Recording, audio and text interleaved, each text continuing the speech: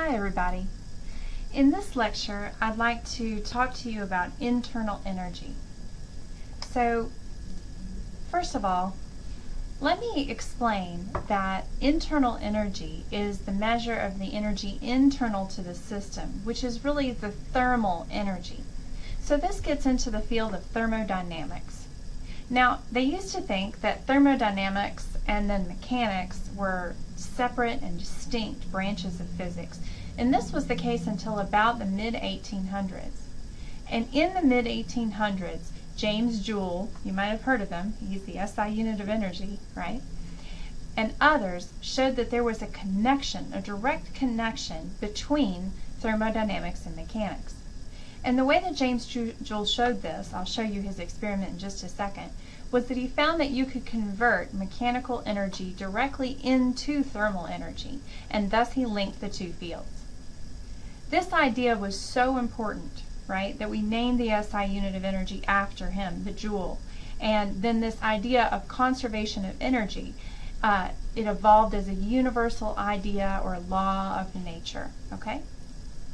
So conservation of energy basically just states that energy isn't created or destroyed, but is converted from one form into another form. Why is that important for this chapter that we're studying right now in physics? Well, the idea here is that you can take this mechanical energy, a kinetic energy, for example, from two hands rubbing together, and that mechanical energy can go into another form of energy. The internal energy, or the temperature of your hands, right, will rise as you rub them together. This happens through the dissipation of energy via friction, okay? So that's why this is important to this chapter. All right, so internal energy is really the energy of the system that's associated with its microscopic components.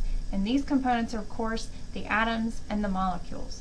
Now, it's called internal energy because you can't necessarily tell how much internal energy something has just by looking at it. For example, if you look at a book on the table, you can't tell whether that book is 0 degrees Celsius or 20 degrees Celsius just by looking at it. The book looks the same. Now, the kinetic energy due to the motion through space isn't included because, of course, you could see that. You could see if the book was flying through the air at 5 meters per second. That wouldn't be any trouble. So internal energy does include the kinetic energies of the constituents of the system, the microscopic constituents. And that could be like the internal energy of an ideal gas is due to the gas molecule zipping through the air, right?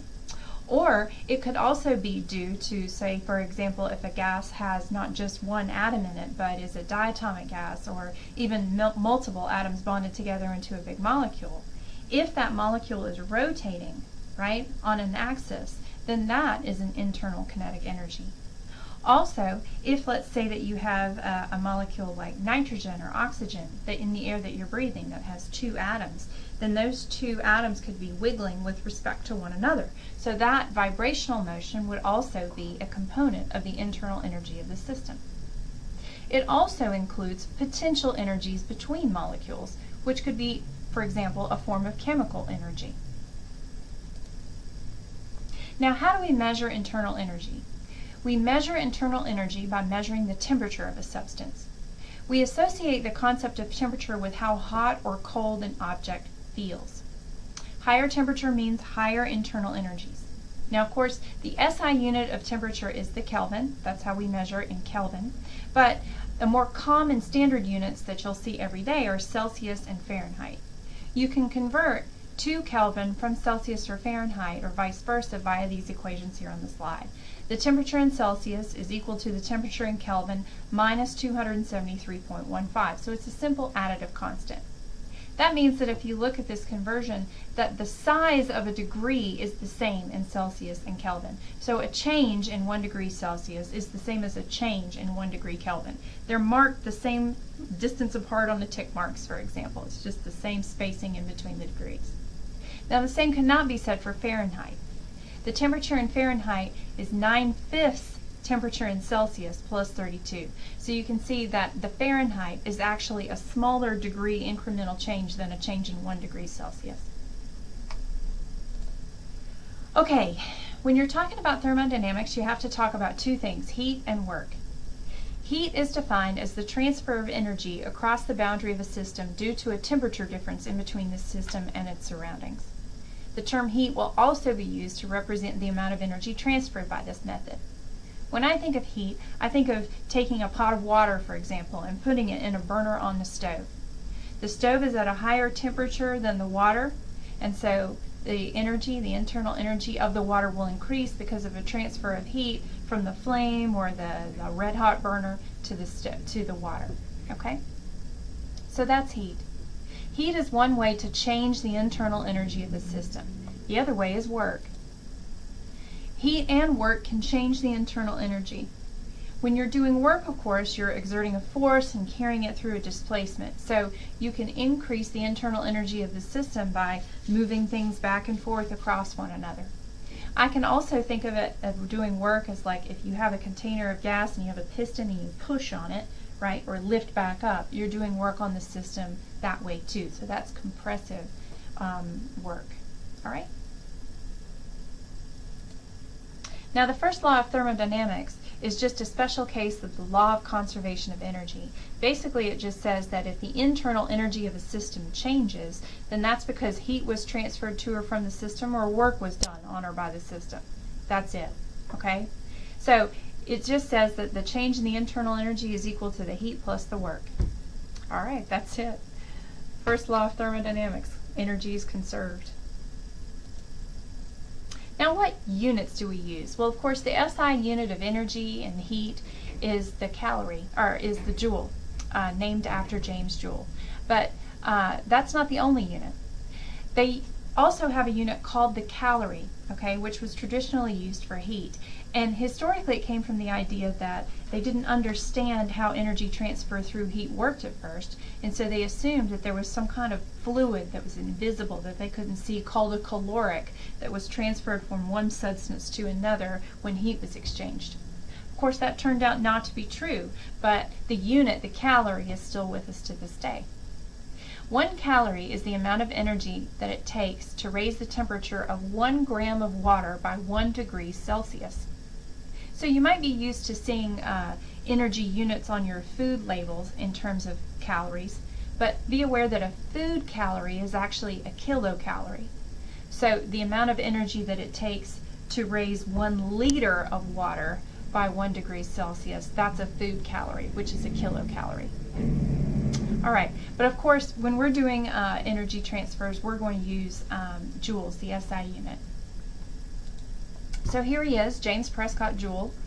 He was a British physicist, and his research led to the establishment of the principle of conservation of energy because he showed the equivalence between mechanical work and internal energy. Now, how did he do that? So let's talk about his experiment. In his experiment, he had a link between mechanical energy and internal energy. This is a little schematic of his experiment. What he had was he had some weights suspended on ropes from pulleys. Now these ropes then went back to a grind wheel here, I guess, or a crank, and then as the weights were lowered or raised, it would turn the crank, okay? Now when the crank turned, they were connected to these paddle wheels, which was dipped into some water inside an insulated container. Now he had a thermometer to measure the temperature of the water, and so what he would do is he would set up the weights so that they would fall known distances. Knowing the change in the potential energy of the system as those weights fell those known distances, he could calculate exactly how much energy was lost by the weight. And then as that happened, as the energy was lost by the weight, it would turn the paddle wheels inside the water. Well, the transfer of internal energy to the water raised the water's temperature. So then he measured that temperature increase of the water, and he linked it to the mechanical energy of the changing mechanical energy of the weight. Pretty clever, right? Now, at the root here, what's happening is that the friction, right? The friction in between the paddle wheels and the water is ultimately what converted that mechanical energy of the falling weights into the thermal energy. So that's how it links back to the ideas in the chapter that we're currently studying, right? Dissipative forces can cause changes in internal energy of the system. So when energy is lost from a system, some of that energy, for example, might go into heat. Okay, Joule found that it took about 4.18 joules of mechanical energy to raise the temperature of the water by 1 degree Celsius. Now later, more precise measurements determined the amount of mechanical energy needed to raise the temperature of water from 14.5 Celsius to 15.5 Celsius. And so from all that, we defined the calorie, which is 4.186 joules, and it's the mechanical equivalent of heat. Okay. So let's talk about how much energy it actually takes to change the temperature of something in a more quantitative way. So first let's define the heat capacity. This is usually symbolized by a capital C. And the heat capacity of a particular sample is defined as the amount of energy that it's needed to raise the temperature of that sample by 1 degree Celsius. Or of course, since we're talking about a change in temperature, the change of 1 degree Kelvin too, because the degree increments are the same size. So if a heat transfer, for example, produces the change of the temperature, we often use heat symbolized by Q here, okay?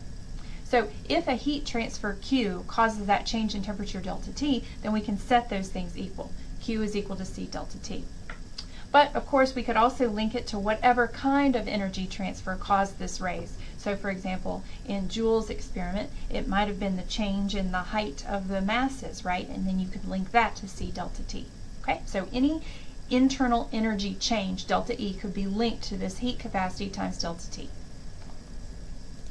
Now the specific heat is little c, and it's normalized on a per unit mass basis. So it's basically the heat capacity per unit mass. And this is because, of course, it takes more heat energy to heat up a bigger thing than it does a smaller thing, okay? Even when it's the same thing. So basically, we can express the specific heat C as the change in the internal thermal energy, right, divided by the mass of the object and the change in the temperature. The specific heat is really a measure of how thermally insensitive something is to the addition of energy. So it's kind of like an inertia, but for heat. So you can write this equation in terms of the heat transfer Q or the change in the internal energy, delta E internal, and you can set it equal to NC delta T. This chart just contains some different specific heats. There's also some in your book. And you can see that the values of the specific heats are given joules per kilogram per Kelvin or per degree C. And you can see that for aluminum you've got like 900, lead 128, right? Here's some other common things. Water specific heat. Water is a very important substance, and the specific heat of water is 4,186 joules per kilogram per degree Celsius. Okay? So these things are tabulated. Now the reason they can be tabulated, of course, is because they're normalized for their mass. It would be very difficult to calculate the heat capacity or to tabulate heat capacities because the masses could change. Okay, so this is why we talk about specific heats. Now remember, we have our change in internal energy is equal to MC delta T. So if the temperature increases, then that causes a change, an upward change in the internal energy of the system. So energy is transferred to that system. If the temperature decreases, then that means that the energy of the system drops, and that means that energy would have to be transferred out of that system. And that would give negative values for the change in temperature and for the change in the internal energy. Now technically, the specific heat does vary with temperature. But for most common substances, if the temperature variation isn't too large, if it's not over too large of a range, then we can ignore it and treat C as a constant. Okay? So for example, for water, there's only about a 1% variation in the specific heat of water between the freezing and the boiling point of water. So for all intents and purposes, we can call it a constant. So we're going to neglect those things unless we say otherwise. Let me do an example problem that I think helps link the idea between dissipative forces and internal energy change. Here we go. The 1.2 kilogram head of a hammer has a speed of 7.5 meters per second just before it strikes a nail. After it strikes the nail, of course, it's brought to rest. So estimate the temperature rise of a 14-gram nail, an iron nail, that would be caused by 8 hammer blows in quick succession. And when you do this, assume that the kinetic energy of the 8 hammer blows is completely absorbed by that 14-gram nail. Okay? All right. So what we're going to do to solve this problem is we're going to say that the initial kinetic energy of that hammer, that mechanical energy of the hammer blow, is completely converted into the change in the internal energy of the nail. So for one blow, what you would do is you would take the initial kinetic energy of the hammer, right, and solve for it. So that would be 1/2 mv squared. So 1/2 times the mass of the hammer head, which is 1.2 kilograms, times the speed of the hammerhead, 7.5 meters per second squared, gives me 33.8 joules. So that's the initial kinetic energy of the hammerhead from one blow. Now, the change in the internal energy of the nail, the change in the thermal energy, would be equal to mc delta T. Now, for a 14-gram nail, right, and it's an iron nail, okay, what would be that formula? So we have 0.014 kilograms, that's the mass of my iron nail, times the specific heat of iron. And on one of those tables back there, it showed me that the specific heat of iron is 448 joules per kilogram per Kelvin. And then that will cause this transfer of thermal energy, mc delta T, will cause a change in the temperature of the system. Okay? So how much energy? Well, it's 3.8 joules of energy per blow, but there's 8 blows. So in order to calculate the total change in the thermal energy, you would need to multiply 8 times 33.8, and then that would cause the increase delta T, right? So to solve for delta T, you would say 8 times 33.8 divided by 0.014 divided by 448 joules per kilogram per Kelvin, and that would give you your change in temperature. And when you do that, you end up with a change in temperature of 43 Kelvin, which is actually a lot of heat, right? A lot of energy being transferred to such a small object causes a large change in temperature. So the nail feels much hotter after you hammer it in. Now, I've never necessarily held a nail after I've hammered it in, so I couldn't verify this one. But I have yanked nails out, okay, and pulled them out. And I can tell you that after you yank them out, they are pretty hot to the touch sometimes after you pull them out because of the friction in between the wood, right, rubbing on that nail as it's hammered in. Okay, so I hope that was helpful and helped you understand the link in between dissipative forces causing a change in the internal energy of a system, and the link in between internal energy and mechanical energy. So thanks, James Joule. So I hope that was clear, and I'll see you around in class.